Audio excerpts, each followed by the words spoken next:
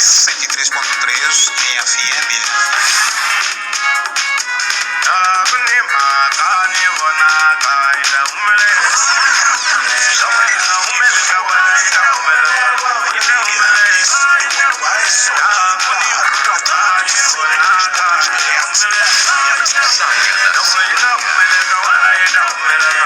Essa é a música do grande Pastor Lourenço, simplesmente Bigolão.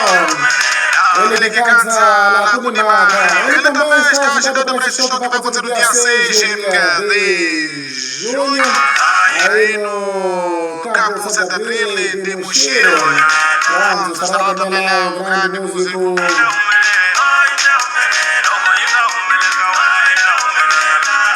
Joshua, estará também o Leo Crazy. Muitos nomes personagens da nossa música difícil que manda foram para o Descida da Vida. Nós já também veremos a Culinata. Vamos trabalhar nesse momento. Temos que fazer companhia da Bíblia hora 22. A estação da rádio também teremos muita informação e também música que não está faltando.